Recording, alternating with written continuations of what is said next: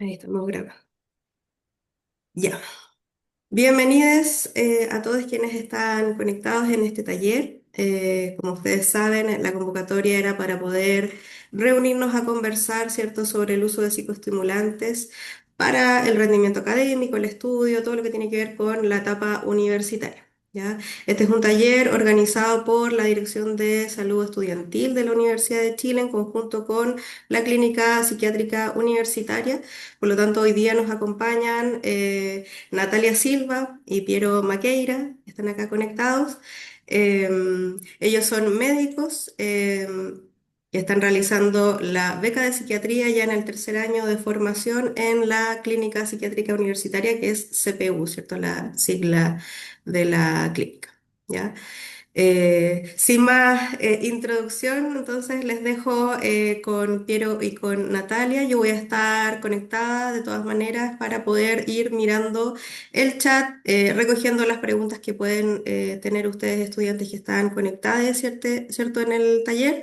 Y les voy a dejar también un link de asistencia en el chat a continuación para que puedan anotarse, inscribirse. Ya el correo que ustedes registran a quienes asisten presencialmente, o sea, de manera sincrónica más bien, ¿cierto?, al taller. Luego les vamos a compartir la presentación que ustedes van a ver a continuación por parte del equipo aquí expositor, ¿ya? Natalia, Piero, quedan con micrófono disponible. Gracias. Gracias, Irma.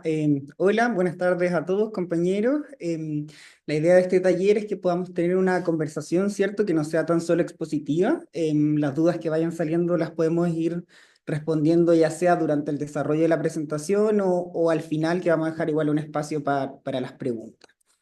La idea de este taller es un poco hablar de algo que está bien como de moda o podríamos decir que está bien en la palestra, que es el uso de estos psicoestimulantes para poder tener un mejor rendimiento en nuestras actividades universitarias, ¿cierto? En nuestro desempeño como estudiantes. Y si es que efectivamente estos son beneficiosos para nuestra salud y efectivamente mejoran el rendimiento de nuestras capacidades.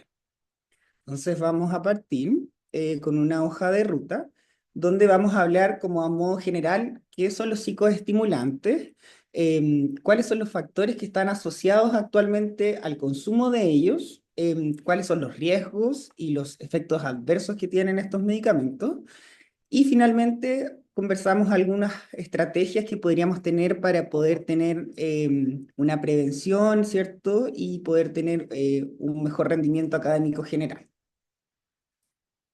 Entonces, a manera de introducción, ¿qué son los psicoestimulantes?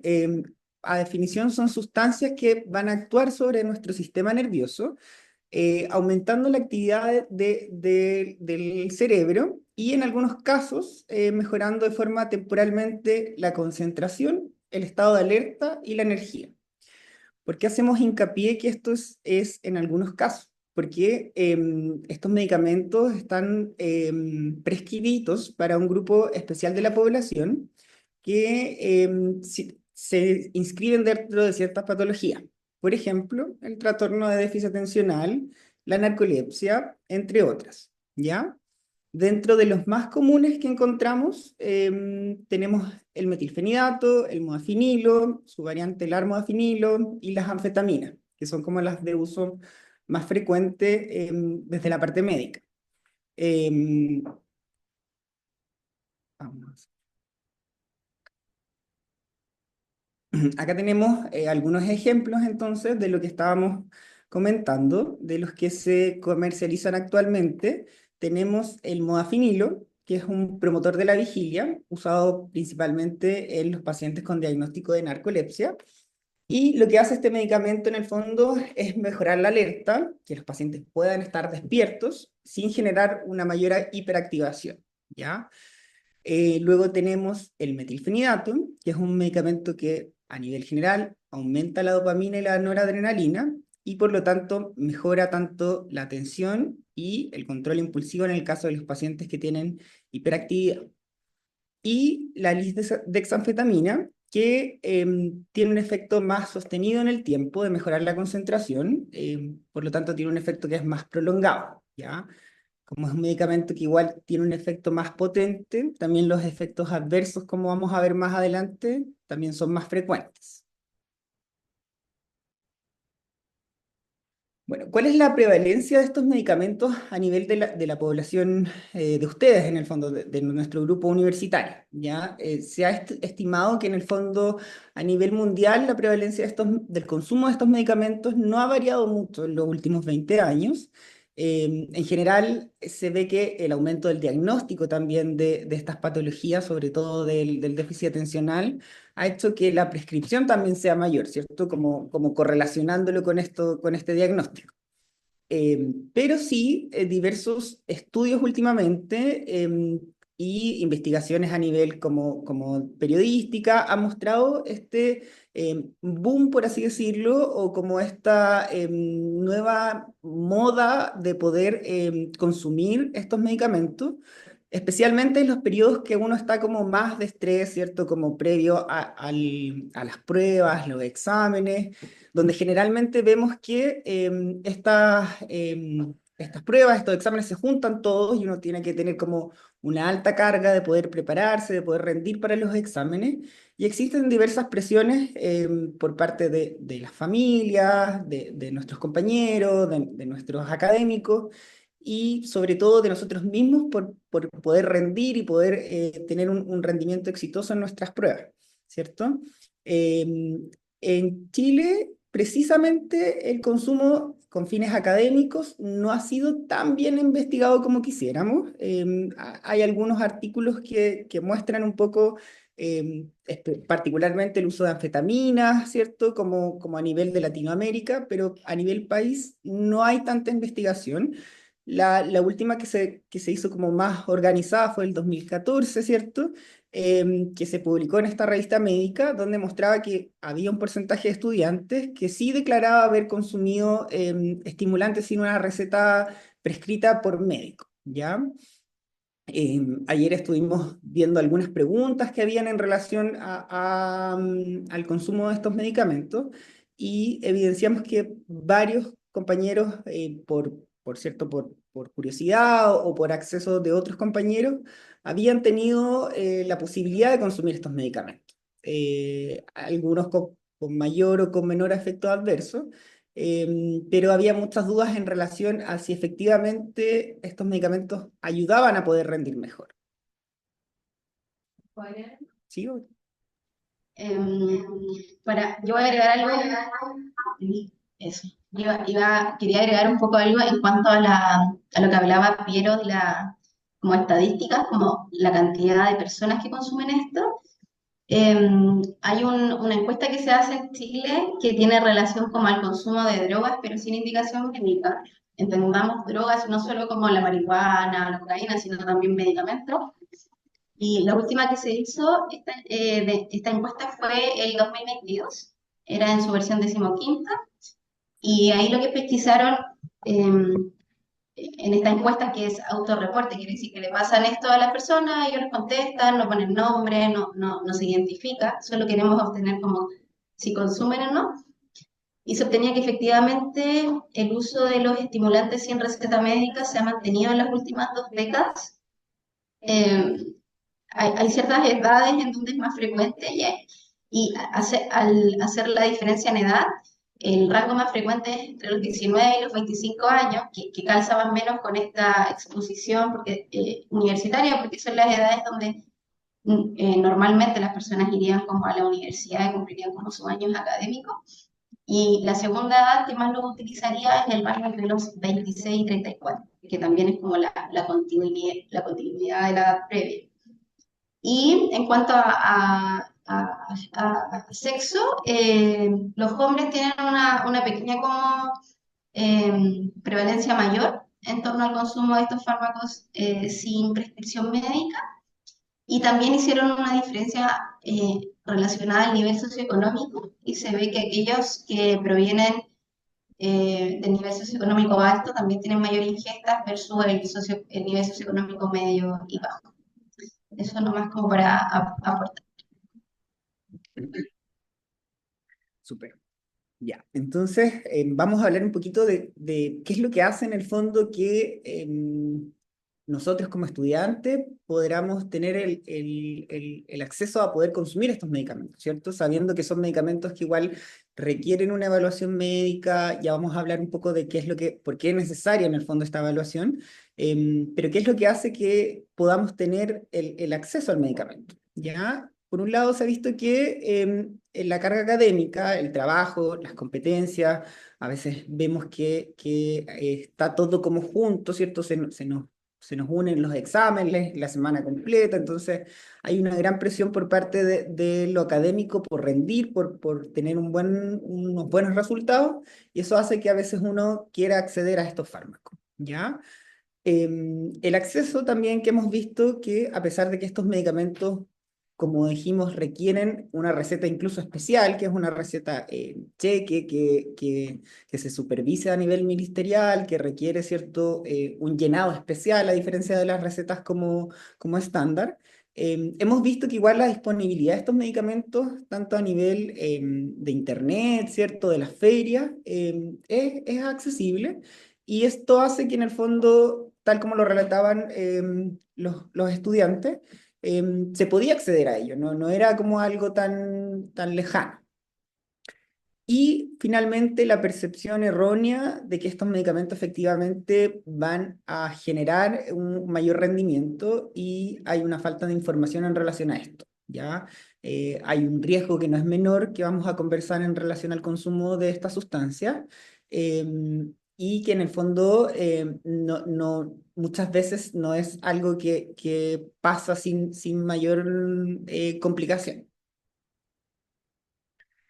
Bueno, acá tenemos algunos de los efectos adversos que quisimos dividirlos de forma general en la parte como más física y en la parte más psicológica.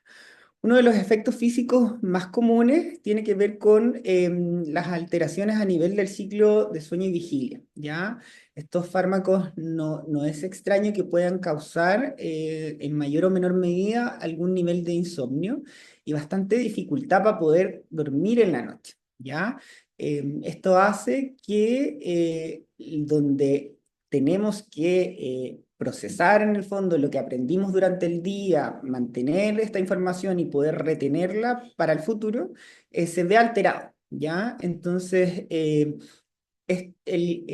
no poder tener un sueño reparador con todas las etapas que esto requiere, va a hacer que nuestro aprendizaje no sea el que uno espera, y esto en el fondo va a generar un perjuicio a futuro. En simples palabras, uno, ¿cierto? Se queda el día anterior aprendiendo todo para el examen, se lo aprende, da el examen, pero todo eso lo retiene en el momento y luego la capacidad que tiene el cerebro de poder mantener esa información no queda grabada en el cerebro, se olvida en el fondo esa materia. Entonces, es más allá de esto de no poder dormir en la noche, sino que la capacidad de mantener esta información en nuestra memoria es lo que se va, ¿ya? A nivel cardiovascular, también lo más común es el aumento de la frecuencia cardíaca. Es bastante común ver que las personas cuando parten el tratamiento, cuando es supervisado o si es como de forma automedicada, pueden notar que su corazón empieza a latir un poquito más rápido. Se puede ver incluso casos de aumento de la presión también, e incluso algunos casos más en menor frecuencia, pero igual se han descrito alteraciones a nivel del ritmo, ¿ya? O sea, algunas arritmias a nivel del corazón, ¿ya? Por eso, en general, cuando nosotros iniciamos tratamiento con estos medicamentos, tenemos que hacer un examen físico completo, ¿cierto? Pedir exámenes de laboratorios, incluido un electrocardiograma, para poder tener de base un examen general de nuestros pacientes. Lo otro que es bastante común también es la pérdida de apetito, que esto se produce principalmente con la lisdexanfetamina, con los medicamentos que son derivados de anfetamina, que podría generar, ¿cierto?, que muchas veces se olvide uno de alimentarse, de hidratarse, y esto también es bastante importante para poder tener un buen rendimiento, ¿cierto? Sabemos que si no comemos como los alimentos que debemos comer o nos hidratamos como debiéramos, esto igual va a afectar en nuestra capacidad de rendimiento, ¿cierto? De rendimiento académico, que es lo que queremos lograr. Y en cuanto a los efectos como desde la esfera psicológica, lo más frecuente que hemos visto es la parte de la ansiedad, ¿ya? Si la ansiedad no está bien controlada, el uso de estos medicamentos podría generar crisis de pánico, crisis de ansiedad, ¿cierto? Como aumentar esta sensación. Alteraciones a niveles anímica, ¿cierto? Después de haber tomado el medicamento, sentirse más irritable, con el ánimo más bajo, como hemos visto que también puede afectar a nivel del afecto, del ánimo, ¿ya? Dependencia al medicamento, o sea, generar como esta necesidad de tomar el medicamento en dosis más elevadas, de necesitarlo para poder estar alerta, estar atento. Y en los casos, por suerte en la menor cantidad, podría igual generar algunos síntomas psicóticos, ya tener algunas ideas de que te están persiguiendo, algunas ideas de perder en el fondo el juicio de la realidad, entender lo que es real de lo que no lo es, ¿ya? Y finalmente queríamos hablar un poquito de la parte del rendimiento académico, que es esta percepción errónea que mejora el rendimiento. Como señalamos anteriormente, estos medicamentos están eh, en el fondo suscritos para una población especial, que es esta población que tiene ciertos diagnósticos como la narcolepsia, el trastorno de déficit atencional, ¿cierto? Que requieren una evaluación clínica para poder tener un diagnóstico. O sea, si nosotros sospechamos de que tenemos desde pequeños quizá algún déficit de atención, que no fue pesquisado a tiempo, que no ha sido evaluado por médico, lo ideal sería poder solicitar una hora, poder hacer la evaluación correspondiente, poder ver, ¿cierto?, con los distintos familiares en el colegio, en la universidad, cómo están estos distintos niveles de atención, de distractibilidad, ¿cierto? Para poder ver si es que está la sospecha del diagnóstico y corresponde iniciar un tratamiento farmacológico.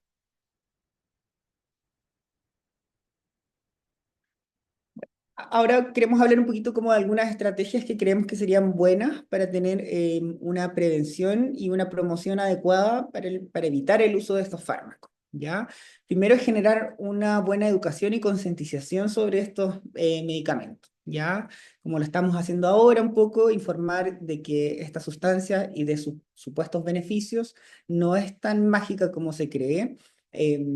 Tanto los pacientes que tienen el diagnóstico no es que ellos se tomen el medicamento y automáticamente van a poder estudiar, hacer sus actividades, no es así, ya también esto requiere una planificación, igual como si uno no tomara el medicamento, dedicar ciertas horas para el estudio, ¿cierto? Tener una metodología específica con ciertas pausas, evitar los distractores que podrían hacernos perder la concentración en ese momento, tener pautas de vida saludable, ¿cierto? Con las horas de sueño que corresponden, realizar ejercicio físico de forma regular, cuidar la alimentación, o sea, es todo un complemento, ¿ya? No es que esta sea una pastilla mágica que nosotros vamos a tomar y la concentración va a aparecer y vamos a poder rendir en todos los exámenes, ¿ya? O sea, no es así, es lo que queremos como desmitificar. En cuanto a una ayuda psicológica, queremos recalcar que si hay alguna otra sospecha en el fondo de algo también de otra esfera, ya sea anímica, si hay algún problema mayor aparte de la dificultad para poder estudiar, para poder rendir en los exámenes, solicitar la ayuda en el fondo a los servicios de psicología para poder tener manejos de los cuadros de estrés, sobre todo en periodos de prueba, de mucho rendimiento, y poder manejar la ansiedad de una forma más adecuada, ¿ya? O sea, el mensaje es, si es que creemos que necesitamos una ayuda, buscarla, y no quedarnos solamente con nosotros lo que podemos manejar, sino que buscar la ayuda de quien nos pueda guiar en estos tiempos difíciles. Como señalaba adelante, también el fomentar los hábitos saludables, en el fondo, promover las prácticas de alimentación equilibrada, del ejercicio de forma regular, y de estas técnicas de estudio efectivas. Ya como hay algunas técnicas que tienen que ver, por ejemplo, de estar en el lugar que uno pueda concentrarse, evitar el uso de celulares, ¿cierto? De redes sociales, que hoy en día nos desconcentran bastante de nuestros estudios, y tener algunas técnicas de un estudio de 25, 30 minutos máximo, luego un break, ¿cierto? Hacer pausas, no estas maratones en el fondo de estudio y sobre todo cuidar el tema del sueño y de alimentación, que son fundamentales, como conversamos, para poder procesar la información.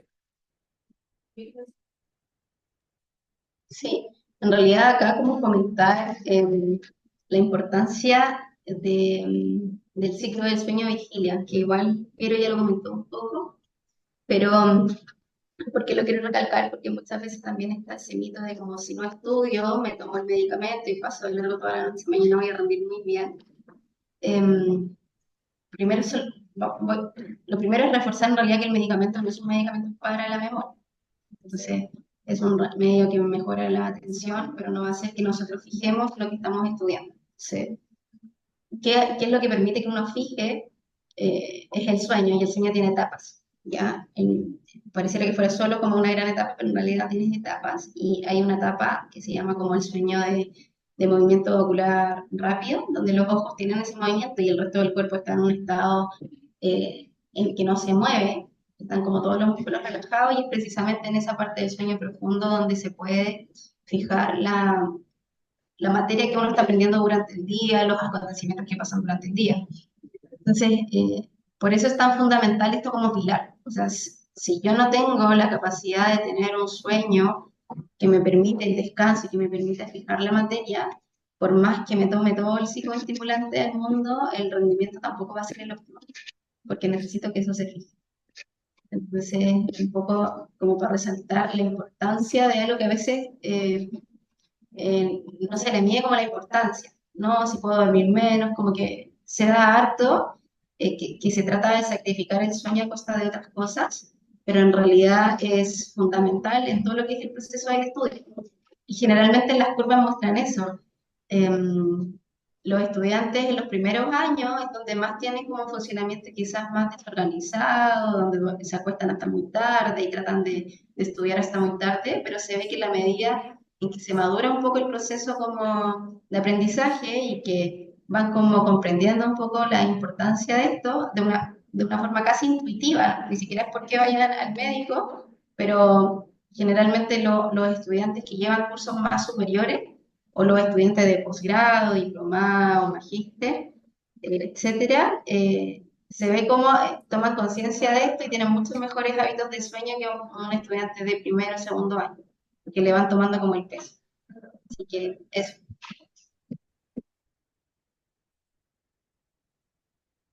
Ya. Y bueno, ahí era un poquito lo que queríamos informarle. Ahora queremos saber un poco cuáles son las preguntas que ustedes tienen y cómo podemos ayudarlos con eso. ¿Quería hablar? En realidad, como fomentar lo que pregunten, lo que quieran, pues estamos acá para identificar o para cerciorar, o incluso desde la pregunta más inocente, para responderle las dudas que tengan, desde su experiencia de amigos. Eh, la idea es que podamos charlar como de una forma más cercana y dejando como este rol de médico, de saberlo todo, sino que ponernos más como en un mismo nivel ustedes y nosotros, para que nos puedan preguntar nomás lo que se les ocurra en relación a esto.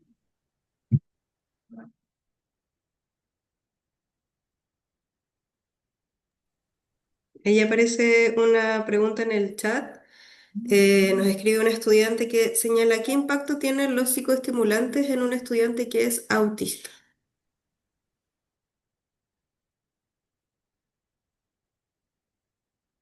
¿Ya? Ahí estaba viendo que salió una primera pregunta. Elizabeth Trujillo nos pregunta qué impacto tienen los psicoestimulantes en un estudiante que es autista. Em, Primero, como entender que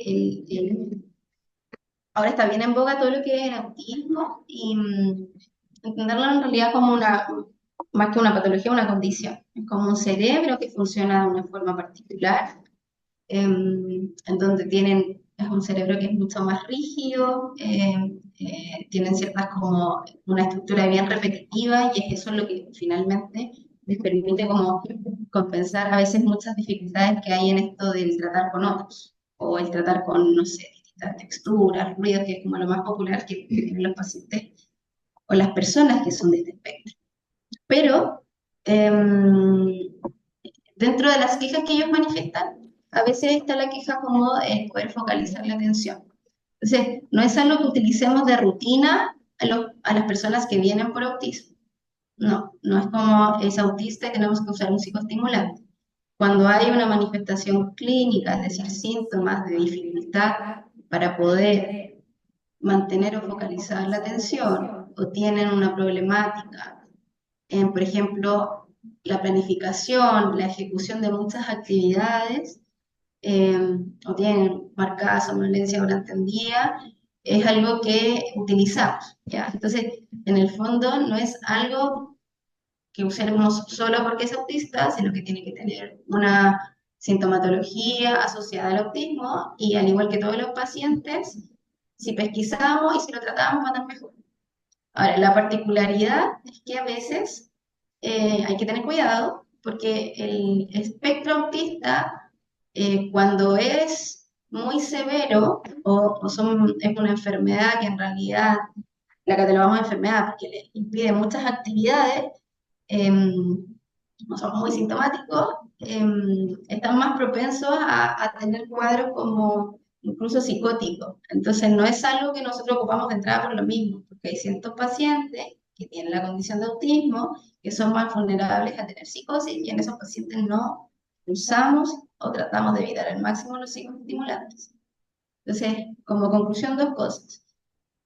Psicoestimulante no es sinónimo de tratamiento para todos los pacientes del espectro autista. Si es autista, vamos a ver los síntomas, si cumplen criterios, dejamos el fármaco y debiese andar bien. Si son autismos muy severos, probablemente no son medicamentos que vamos a tratar de entrada, porque hay un riesgo de que puedan tener síntomas psicóticos. Esa sería como más o menos las cosas que hay que tener, como hay que estar atentos. Muchas gracias, Natalia. Em, Tenemos más preguntas en el chat.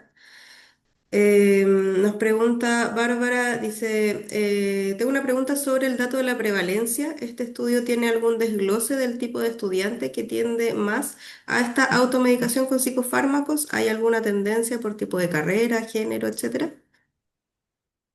Sí, claro, ese estudio evaluaba como globalmente el uso de drogas, lo dividían alcohol, cannabis, ¿cierto? Y se hablaba un poco del uso de los psicofármacos, donde la mayoría, el 70, casi el 80%, eran hombres, es mayoritariamente en el grupo de hombres. Y a nivel socioeconómico eran quintiles más altos, niveles socioeconómicos en general también más altos. No, no lo desglosaba por carrera, pero sí por la parte económica y por la parte como de género, donde se veía que efectivamente era hombres como de nivel socioeconómico más alto, que es un poco lo que uno ve cuando ve los reportajes, ¿cierto? Como lo que uno ve en el día a día o en lo cotidiano. Este estudio como que lo plasmaba un poco a lo que uno está más en contacto. Antes de la siguiente pregunta, aprovecho de pasar un aviso, ya que están conectados nuestros estudiantes. En relación a la pregunta de la tendencia por tipo de carrera, por ejemplo, durante estos días y hasta el 30 de junio estamos realizando a nivel nacional, ¿cierto? El tercer estudio de uso de alcohol y drogas en la educación superior.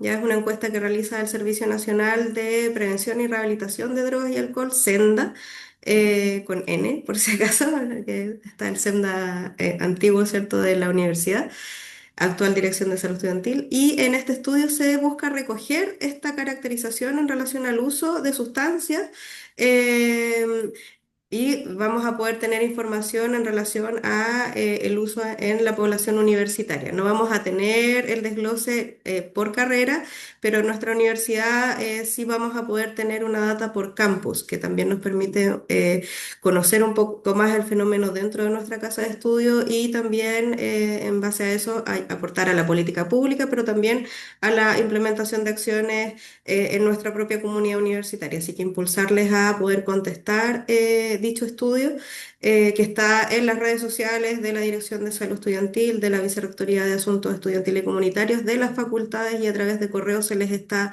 enviando a nuestra comunidad estudiantil. Eh, Además, seguimos entonces con las preguntas, ¿cierto? Tenemos pregunta de Johnny en relación a saber si los psicoestimulantes naturales son más recomendados que los farmacológicos. ¿La Rosna? Ya, bueno, como hablamos un poco en la presentación, la idea es que siempre los psicoestimulantes farmacológicos estén recetados y supervisados en el fondo por médico, ¿ya? Porque necesitamos, como dijimos, hacer una evaluación previa, tener un diagnóstico claro, solicitar los exámenes correspondientes ir titulando y evaluando un poco cómo van respondiendo los pacientes a estos tratamientos.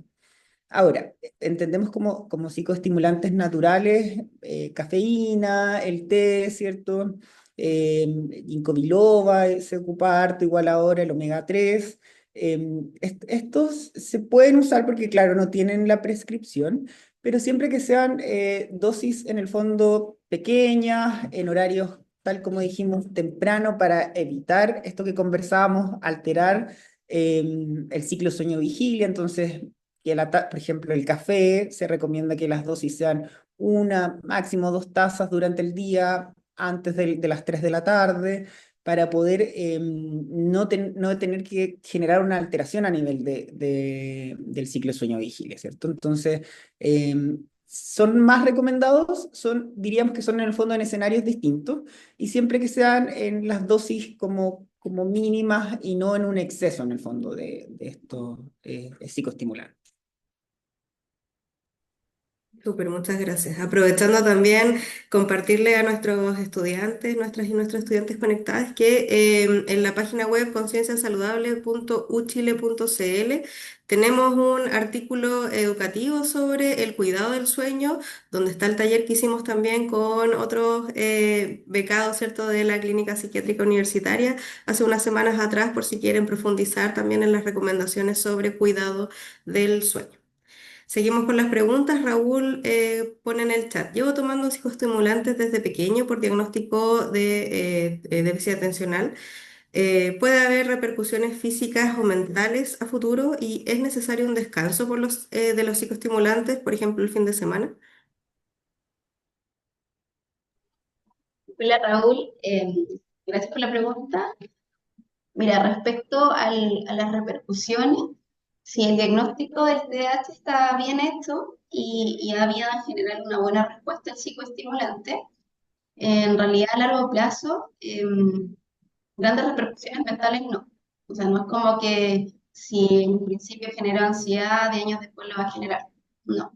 Pero en realidad hay que estar viendo cómo estar en controles rutinarios o con cierta frecuencia, porque a lo largo de la vida también te puedan aparecer otros síntomas. Por ejemplo, tienes todo el derecho, los pacientes que tienen TDAH tienen todo el derecho a en algún minuto tener depresión, ansiedad, y a veces tenemos que empezar a jugar como con los fármacos, a agregar otros o incluso a bajar dosis de psicoestimulantes por periodos.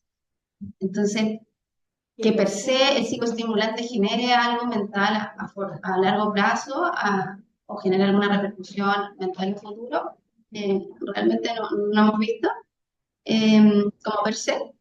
Y respecto a las repercusiones físicas, sí sabemos que tiene todos estos efectos adversos cardiovasculares, como aumentar la frecuencia cardíaca, aumentar la presión arterial. Lo que se ha visto a futuro, por ejemplo, cuando con el paso del año es más frecuente que a ciertas edades debuten esas enfermedades como la hipertensión. Entonces, si alguien tiene síntomas de TDAH, está en tratamiento con psicoestimulante, llega a los 40 años y y debuta con una hipertensión, ahí el psicoestimulante va a tener una acción en potenciar probablemente Mm. la hipertensión y muchas veces hay que bajar la dosis o hay que sacarla. Entonces no es que per se a largo plazo de la nada va a generar este efecto adverso, pero como hay otras variables que se van sumando con el paso del tiempo, no sé, pues el peso puede variar, la alimentación puede variar, pueden debutar por temas genéticos, enfermedades, y el psicoestimulante puede propiciar efectos adversos que vayan en contra de esas enfermedades. Entonces, hay que estar atento a esas repercusiones, ¿ya? Y respecto a la pregunta de si es necesario un descanso en los psicoestimulantes, si el diagnóstico es TDAH y está bien hecho, las pautas nuevas en realidad no recomiendan el descanso, porque entendemos que el trastorno de déficit atencional es un trastorno que la evidencia más actual lo que muestra es como un cerebro también que funciona de forma distinta y que está más propenso a que la función ejecutiva eh, manejada por el cerebro tenga más desorden, sea más desorganizada. Entonces, el psicoestimulante, al propiciar, es decir, al mejorar la concentración, la atención, hace que la función ejecutiva, el que yo me pueda programar, planificar, sea un poco más fácil. Y base a esa lógica, esa función está siempre alterada. Entonces, no es que descanse el sábado y el domingo. ¿Ya? Si tú tienes dificultades, esa dificultad va a seguir el sábado y el domingo. Entonces, los estudios dicen que en realidad hay que darlo de lunes a lunes porque eh, quizás no tengas que estudiar, pero quizás tienes que planificar ir al supermercado, tienes que planificar hacer otras cosas, y se ha visto que los pacientes que tienen TDAH eso también se les afecta. Entonces, la calidad de vida mejoraba finalmente teniendo estos esquemas fijos. Así que actualmente no se ocupa mucho esto del descanso de psicoestimulantes. Muchas gracias, Natalia. En eso es importante reforzar. Ay, nos acoplamos. En eso reforzar la relevancia de poder llevar estos tratamientos con un profesional de salud que pueda hacer el seguimiento, ¿no?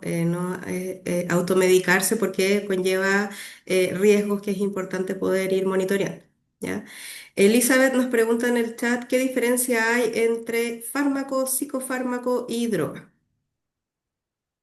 Claro, acá una pregunta un poquito más de concepto, ¿cierto?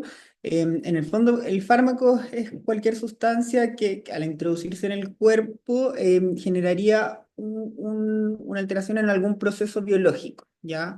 Que utilizamos para tratar. Eso es como un fármaco a nivel como global. A nivel como de un psicofármaco, hablamos de cualquiera de estos mismos medicamentos, cualquiera de estas sustancias que lo que hace es que va a actuar a nivel del sistema nervioso central.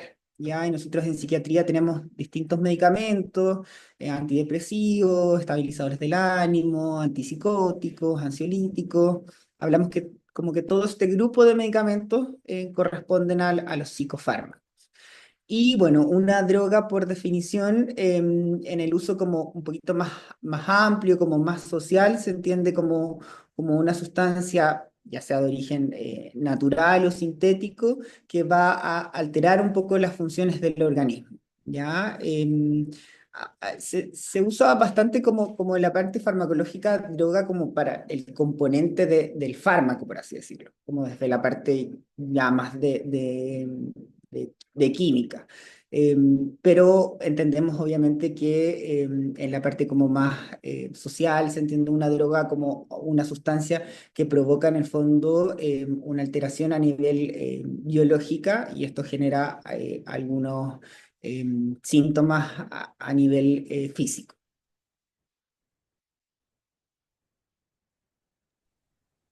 Super, muchas gracias, Piero, por la diferenciación ahí más conceptual. Arne pregunta, ¿en qué se diferencia la anfetamina para estudiar de las que usualmente se conoce que se usan de forma recreativa? Em, ya, Arne, mira, las anfetaminas, así como de forma pura, lo tenemos en Chile todavía, pero tenemos como una que está un poco más procesada que se llama lisdexanfetamina, que el nombre comercial se llama Samexit. Eh, y respecto a tu pregunta, es como a las que se usan de forma recreativa, ahí es como bien amplio y no muy específico, porque en realidad lo que se ha visto en psicoestimulante de fármacos, los estudiantes ocupan desde el modafinilo, modafinilo, metilfenidato, dexmedetomidina, como que ocupan de todo, pero si hiciéramos como la diferencia entre la dexmedetomidina y el resto, em, de partida el mecanismo que utilizan es distinto. Una tiene que ver más con la dopamina y otra más con la dopamina noradrenalina. Si hablamos de la vida media, que es como el tiempo que está dando vuelta en el cuerpo, esa es una diferencia que es bien importante. La lisdexanfetamina, que es la que tenemos acá en Chile, tiene una vida media como de 10-12 horas, es súper extensa, ¿ya? Los otros, que no son esas, la vida media, es decir, el tiempo como que hace efecto, es bastante variable. Hay unas que duran 4 horas, hay otras que duran 6 a 8 y otras que, con suerte, algunas pueden durar hasta 10. Entonces, la lisdexanfetamina dura fijo 10-12 horas, las otras duraciones variables entre 6 y 10 horas. En cuanto a efectos adversos, las anfetaminas se ha visto que tienen menos efectos como gastrointestinales y también como dolor abdominal, diarrea. Igual generan disminución del apetito. En algunos pacientes se ha visto que generan menos cefalea o dolor de cabeza. Eso es como algunas diferencias más que nos reportan los pacientes, más que la estructura que tiene el medicamento. Em, yo diría que eso son como los principales. Hay muchas, muchas diferencias, pero así como las más comentadas entre los usuarios, las que nosotros más vemos, es principal eso. Eh, y importante decir que en realidad cualquiera de ellas, ya sea anfetamina o las otras, puede generar como riesgo de adicción o toda como esta activación como de ansiedad, angustia, crisis de pánico, eso para todas. Solo que la anfetamina en particular duraría más, generaría un poco más, menos de dolor de cabeza, dolor abdominal, diarrea, en algunos pacientes por eso es mejor tolerado. Eso es principal. Mm. Yo quería aclarar Bueno, que me da la impresión de que la pregunta también va un poco a las anfetaminas como para uso recreativo, como en fiesta. Ahí se diferencian un poco en lo que decía la doctora, que estos medicamentos tienen la dosis que se necesita, ¿cierto?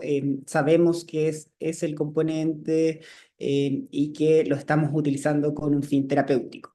Ya cuando se consume anfetaminas que vienen de lugares que no conocemos, ¿cierto? Muchas veces tienen el riesgo de tener mezclas de otras cosas y esto generaría en el fondo alto riesgo para tu salud, ¿ya?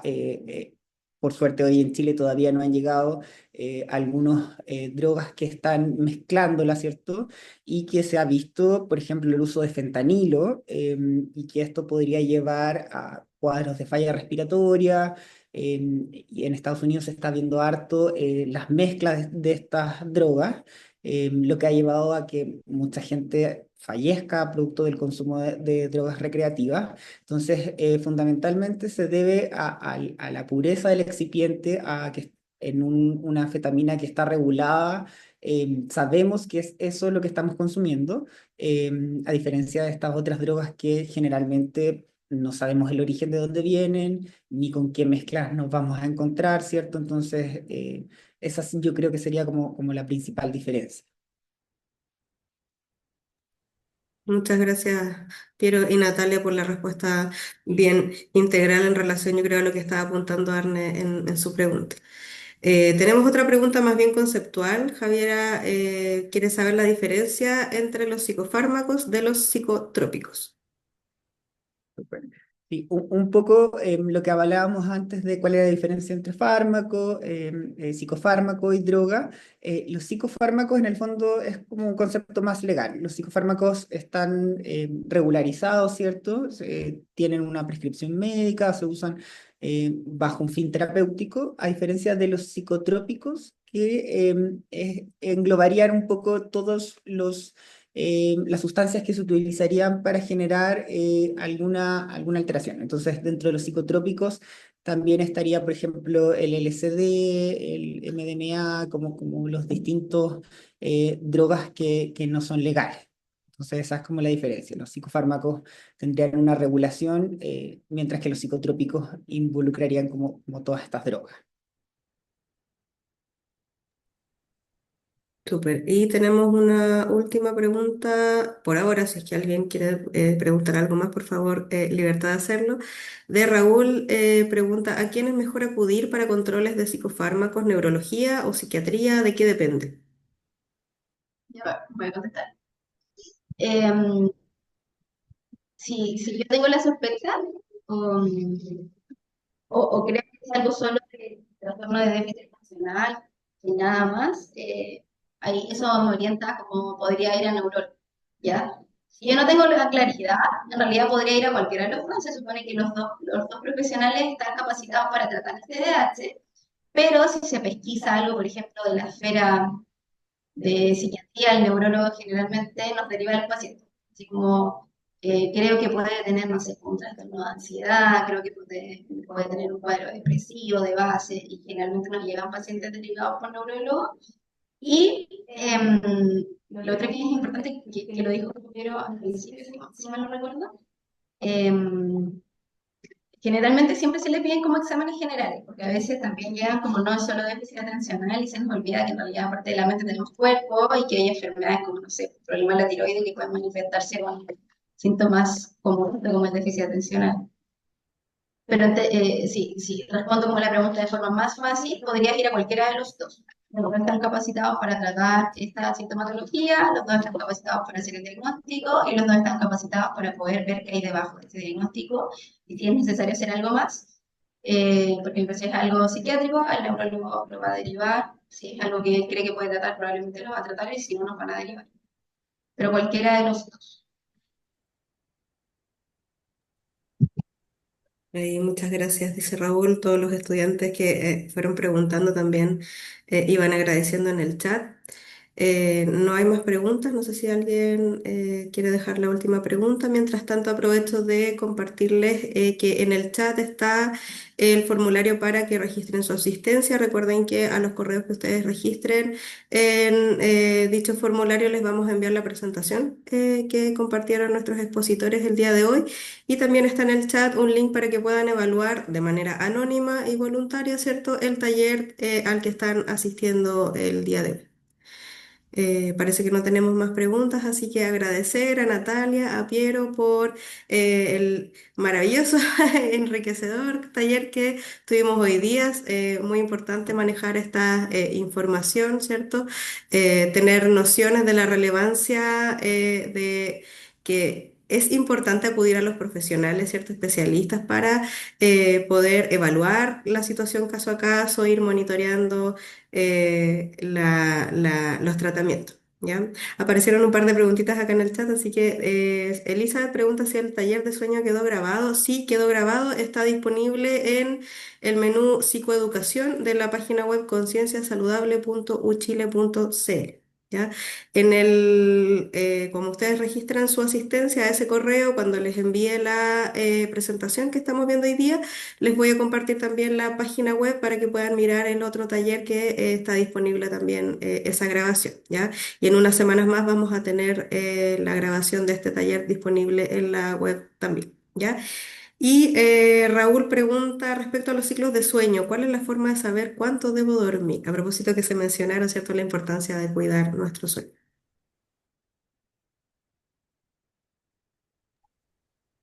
Que es buena esa pregunta y nos las hacen a todos los pacientes cuando nosotros los vemos en las atenciones.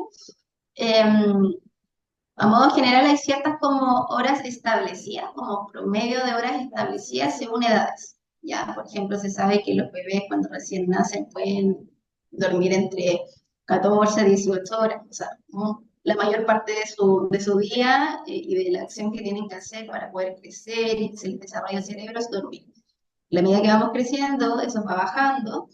Generalmente entre los 18, ya cuando alcanzamos como esta adultez, generalmente el promedio suele ser entre 7 8 horas, ese es como el promedio normal.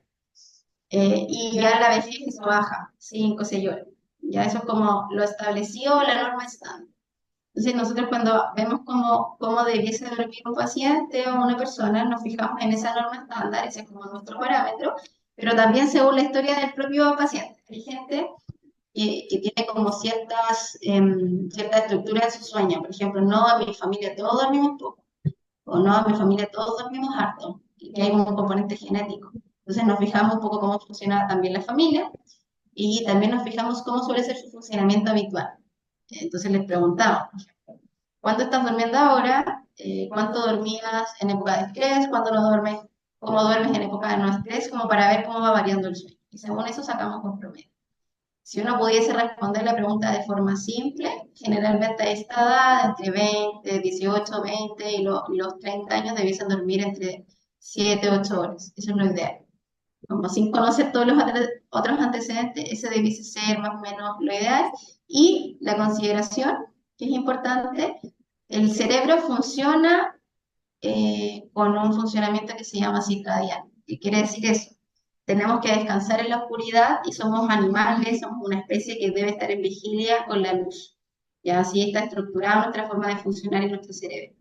Entonces, es importante saber eso porque nosotros debiésemos dormir y priorizar el sueño más prolongado y de calidad en la noche y estar en vigilia en el día.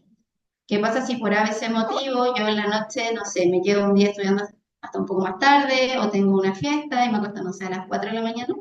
Lo ideal es que al otro día pudiésemos tener una siesta para tratar de compensar como ese sueño que se desreguló esa noche. ¿Ya? Pero idealmente concentrar todo el sueño en la noche, estar despiertos en el día y a esta edad más o menos en promedio entre 7 u 8 horas ideal. Vinculado con eso, Elizabeth pregunta Elizabeth pregunta si la... si la cantidad de horas para dormir en un adulto es lo mismo o distinto para hombres y mujeres. Como decía la doctora, no lo diferenciamos tanto por género, sino que más por el tema de las etapas de la vida de edades de infancia, recién nacido, más adulto, ya la vejez. Se ha visto que es, como decía, un promedio, que siempre uno escucha esto de las 8 horas, pero es bien como personal. Hay personas que necesitan más 9 horas y van a haber algunos que van a necesitar un poquito menos, que van a ser 7, pero siempre se maneja en el fondo en ese rango en esta edad, entre 7, 8, 9 horas.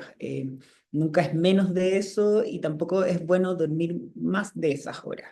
No hay una diferencia como significativa en cuanto al género, o sea, si es hombre o mujer, no nos fijamos tanto en eso, sino que más como el tema de la edad y cómo es su patrón de sueño. Eso yo creo que es más importante, el ver si estamos teniendo ciertos buenos hábitos, como antes de acostarnos, cómo es la calidad del sueño durante la noche, si hay muchos movimientos, si en el fondo despierta con todas las sábanas corridas, o en el fondo tiene síntomas como por ejemplo apretar mucho la mandíbula. Eso nos orienta un poco más a la calidad del sueño más que a la cantidad, que yo creo que también es bien importante. La pregunta igual es súper interesante porque en realidad con el paso de los años, así como todas las ciencias y como el funcionamiento como de la sociedad tiene un poco más en mira esto del rol del género, ¿cierto? Variando un poco más el género femenino y buscando un poco, somos distintos. Efectivamente, las hormonas generan un impacto en muchas esferas del funcionamiento tanto mental como del cuerpo. En particular el sueño, ahora como que está un poco en boga esto de verlo con perspectiva de género. Y se ha visto que hay diferencias, pero en realidad no son como diferencias tan sustanciales. Como por ejemplo uno que duerma 5 y el otro 7. No. Lo que se ha visto es que hay un poco de diferencia en las mujeres. Diferencia, no sé, que desde 10, 20, 30 minutos, las mujeres dormirían un poco más. Y se teorizan algunas hipótesis.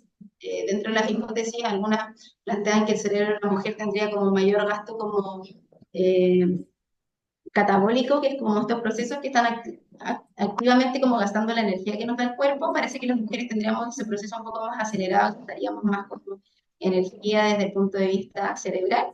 Esa es una hipótesis, todavía no se prueba. También hay hipótesis como sociales, que tendrían como más una carga de trabajo y que eso generaría una mayor necesidad de descanso. Pero en términos prácticos, se ha visto que estas diferencias tendrían que ser menos de una hora y lo que sí tenemos en cuenta a la hora de ver el sueño, y somos bien rigurosos respecto a la perspectiva del sexo en el postparto. Entonces eso es algo que sabemos que influye y que ahí el patrón se desorganiza y es completamente ajeno al patrón que tienen los hombres. Ahí hay que ponerle más ojo. Pero es, Y yo creo que quizás Elizabeth estaba ahí orientando también la pregunta, porque en redes sociales se ha hablado también harto como de la diferencia del sueño Mm. entre hombres y mujeres, así que muchas gracias a ambos por la respuesta en este sentido. Por ahora no hay más preguntas. Recordarles que en el chat está los links para que registren su asistencia y para que puedan evaluar el taller. Ya, como les decía previamente, ya que hay algunos que se conectaron posteriormente, en el link de asistencia al correo que ustedes registran les vamos a enviar la presentación que estamos viendo hoy día, ¿cierto? En el taller y posteriormente la grabación va a quedar disponible en la página web concienciasaludable.uchile.cl para que puedan revisarla en esta plataforma y también aprovechar de revisar los otros contenidos educativos que tenemos en la página web. Agradecer entonces a Piero y Natalia por la presentación, por la disposición, ¿cierto?, a responder de manera súper completa todas las preguntas de nuestras y nuestros estudiantes. No sé si quieren despedirse ustedes también directamente. Sí, bueno, darle las gracias por esta instancia. Siempre es bueno poder compartir un poco el conocimiento que tenemos y, bueno, estamos aquí para cualquier duda que puedan tener más adelante. yo igual agradecerles la instancia. Eh, yo creo que agradecer también quien gestiona estas posibilidades de talleres y que se logre finalmente como el objetivo de que ustedes puedan interactuar como, con ciertas entes que puedan manejar un poco más la información y esta información pueda dar vuelta a ustedes, de nosotros y se vaya conversando. Em, para desmitificar y también para que tengan mayor seguridad en las decisiones que pueden ir tomando, porque la universidad sí pues, es difícil, a veces uno puede ver tentado en distintos escenarios a los psicoestimulantes a otras sustancias, entonces qué bueno que pueden estar estas instancias y también gracias por la participación. Genial, muchas gracias entonces nuevamente a ambos, gracias a nuestros estudiantes que pudieron conectarse de manera sincrónica y a quienes nos van a poder ver también en la grabación que queda en nuestra página web. Invitarles a conectarse en nuestras redes sociales de la Dirección de Salud Estudiantil de se.uchile en Instagram, donde vamos a seguir compartiendo invitaciones a nuevas actividades, futuros talleres para que puedan colaborar y participar de ello. Muchas gracias a todos. Con esto cerramos. Que tengan una excelente tarde.